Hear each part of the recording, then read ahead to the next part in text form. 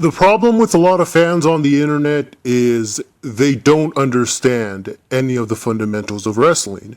That's why there's very little thought process behind anything they say. It's just, I don't like this wrestler, so therefore they suck. That's as far as their wrestling knowledge goes. One of the biggest victims of this is Nikki Bella.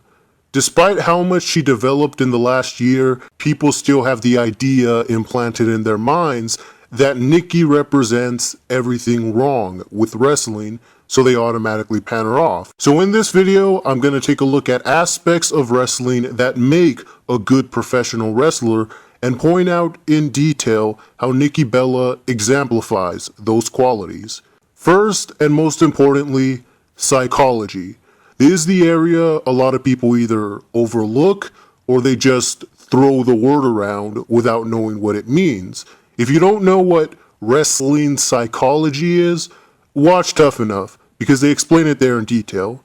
It's putting together a match that makes sense based off the moves and how your character develops throughout the match. It's making sure that everything you do in the ring has a purpose.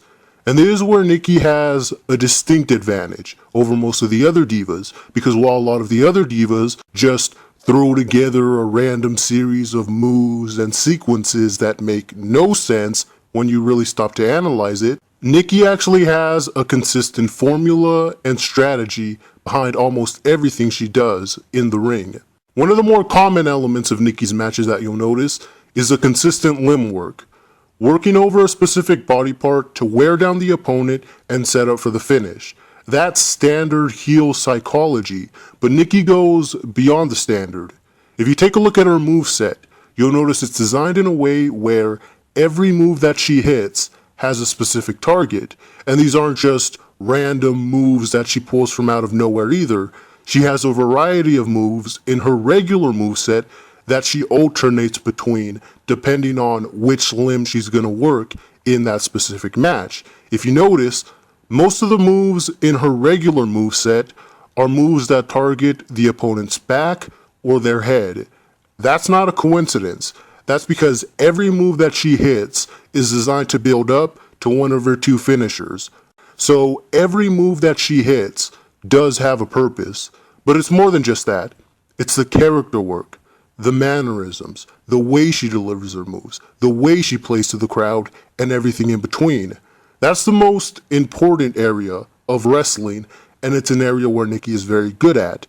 Good wrestlers know how to incorporate character and personality into everything they do in the ring, because a key part of psychology is making sure that your ring work is consistent with your character, so that way the fans know who you are every time you step in the ring. Nikki Bella makes it very clear what her character is every time she's in the ring.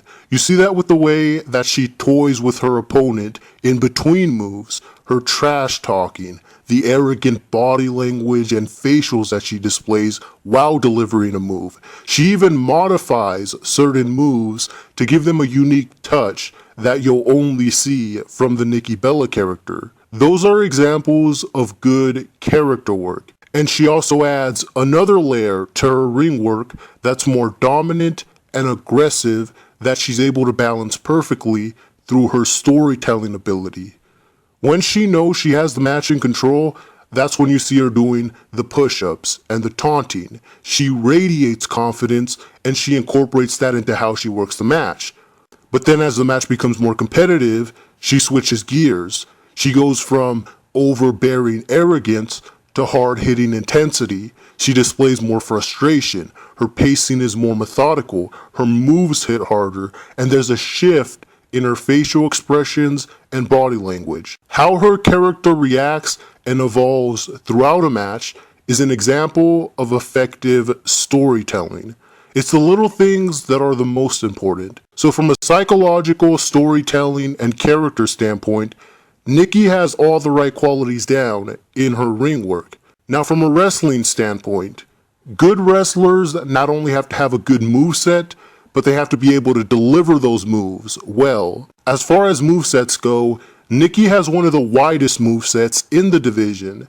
There's at least 20 different moves that she alternates between at a time, and these aren't just basic moves that you see in every match either.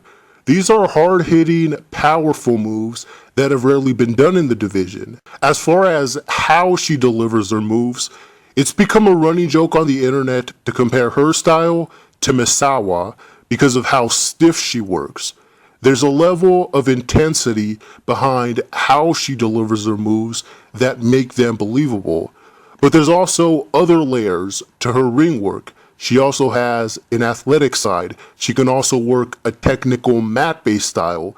Good wrestlers are flexible enough to be able to work multiple styles at a time. And Nikki's style is a perfect example of that. But the thing that separates the good from the really good is the ability to lead the direction of a match. And this is where Nikki really excels. Her matches with Paige on Main Event and against Charlotte at Night of Champions are perfect examples of that. These matches relied heavily on Nikki's ability to carry a match. Not that she did all the work by herself, but that she was the one who had to control the entire pacing, structure, and story of the match for her opponent to follow. She had to be an in-ring general, and that's exactly what she was. She was able to take every element of her ring work that makes her good and put it all together to create a good match. It takes a lot of skill to be able to pull that off. And that leads into my next point. Good wrestlers have to be able to deliver when it counts. And every time Nikki was given the opportunity, not only did she deliver above expectations, but she delivered above the quality of even some of the best in the division. And this is where Nikki really shines the most, is when you compare her work to that of some of the best in the division. Nikki's very first opportunity came at Night of Champions 2014. Everyone thought that her involvement in the AJ and Paige feud was going to ruin the quality of their matches because she's nowhere near their level as a wrestler.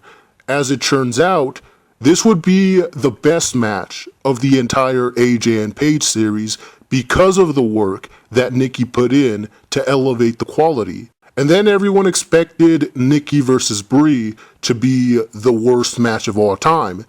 But as it turned out, it would be one of the best Divas pay-per-view matches of that entire year. A year that was filled with championship matches involving AJ and Paige. When everyone expected AJ and Paige to be the ones to put on the best Divas matches of all time, it was Nikki's matches with Paige that raised the bar for the division.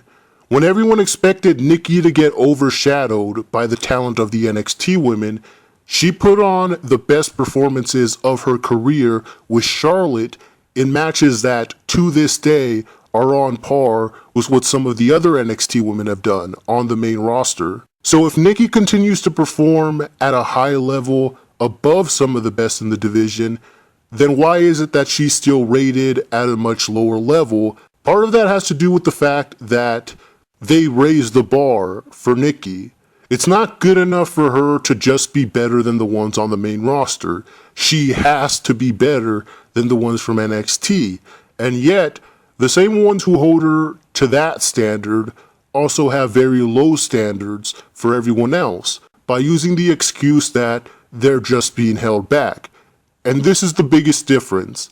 If a wrestler is truly good, then you shouldn't have to keep making excuses for why they aren't living up to the hype. Yes, Nikki hasn't wrestled a match the quality of any of the NXT takeovers. None of the main roster women have, but I don't have to use that as an excuse. The quality of Nikki's work has still been some of the best on the main roster, and if she's capable of performing that well with all the restrictions, then there's a lot stronger of an argument to be made for how good she would be without the restrictions. The thing that makes a wrestler really good is the drive to push themselves, to never get complacent, and to always strive to be better. Nikki's improvements over the last couple of years is a perfect example of that. She suffered through 3 injuries during the course of her title reign, and yet every time she stepped in the ring, she still gave it all she had. Even though her body was breaking down, she still begged the company for longer matches and more storylines. Even after suffering a serious neck injury, she wants to come back just so she can continue to prove herself even more, even though she doesn't have to anymore. That's a level of work rate and dedication that you only see from wrestlers who are truly passionate about the business. Now, the excuse that gets thrown around a lot to discredit Nikki's improvement is that, oh, but it took her however many years to improve. If you take a look at her work from NXT in 2010, you'll notice that it's very similar to the style that she works now. Everything from the moves, to the pacing, to the psychology, to the character work. Nikki Bella in 2010 was already performing at a similar level to where she is now, because she always had that level of skill in her. She just couldn't show it because she was restricted by the twin gimmick. That's why it didn't take her any time to improve, as soon as she was allowed to wrestle her own style in 2013. And above everything else, a good wrestler has to be able to connect with the fans. Because you can be the greatest technical wrestler in the world and be able to wrestle 5-star matches every single night. But if the fans don't care about you, then you failed as a performer. Nikki Bella connects with the fans in a way that very few ever do. So that quality alone means that she's successful at her craft. Now, the problem with Smarks is that everything I just said is gibberish to them. That's why they continue to hold on to the idea that Nikki is a terrible wrestler, because they don't actually understand anything about wrestling. The only thing that they understand is that they don't like her. Their opinion of her character clouds their opinion of her talent. It's like this: I never thought William Regal was entertaining, but how stupid would I look if I said that William Regal is talentless because he doesn't entertain me personally? That's a distinction that a lot of internet fans don't seem to understand. Just because you're not entertained by someone or you don't like their style doesn't mean they're not good. And anyone who can't see that doesn't know anything about wrestling. When you break down the fundamentals of wrestling and what makes a good professional wrestler, Nikki Bella exhibits a lot of those qualities.